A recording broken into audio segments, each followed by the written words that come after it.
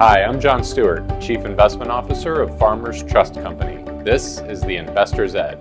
The Investor's Edge, Market Insights with John Stewart, is brought to you by Farmers Trust Company. Hi, I'm John Stewart. Welcome to the Investor's Edge. First up, the week in review, Trump tariff talk. So the market was certainly overdue for a correction heading into 2025 with valuations elevated and the potential for a bit of a cyclical slowdown after a government spending binge over the last few years. Now, tariffs seem to be a convenient excuse for some of the recent market volatility, but actually over the past couple of weeks, markets have in fact stabilized and even modestly moved higher off their lows.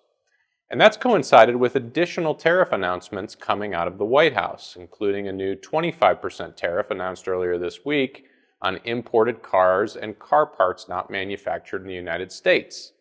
Additionally, tariffs on pharmaceuticals, aluminum, and lumber are expected in the near future, with semiconductors to follow later, although the exact dates on those things remain unspecified. Now, the reciprocal tariffs are expected on April 2nd. That's essentially designed to match existing duties charged by foreign countries on U.S. goods. Now, there's a fair amount of debate as far as what the ultimate effect of these tariffs will be on the economy, but suffice it to say there will be some winners and some losers in the battle to bring more of the manufacturing capacity back to the U.S. So far, however, anyway, the stock market really seems to be taking a lot of the news in stride. For this week's featured insight, compounding returns. Albert Einstein is famous for calling compound interest the eighth wonder of the world, saying that he who understands it earns it, and he who doesn't pays it. Compound interest or compound returns basically refer to the idea that if you reinvest your earnings, whether that be interest or dividends, you'll earn a return not just on your original investment, but on the accumulated gains as well, earning interest on interest, if you will. Now, the more time you have to allow this process to take place, the more impressive the effects of the compounding.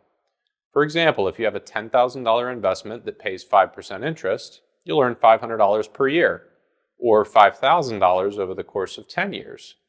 But if you reinvest the interest at the same 5%, you'd earn a total of $6,289 over that same 10 years. Not impressed? Well, over 30 years, you'd more than quadruple your money with compounding at 5% versus making 2.5 times without reinvesting. Patience and consistency are key to this, but compounding is a concept that all successful investors know. Looking ahead, all eyes on the job market. In addition to tariffs, there is some concern that cuts to government payrolls will start to weigh on the overall job market and consumer spending. Next Friday is the all-important and widely followed non-farm payrolls report, otherwise known as the monthly jobs report, which will report various metrics on the labor market developments during March. Now, the job market also happens to be one of the most important factors in the Fed's calculus regarding decision-making on monetary policy and interest rates. Right now, the markets seem a little bit more concerned about the growth outlook than the outlook for interest rates.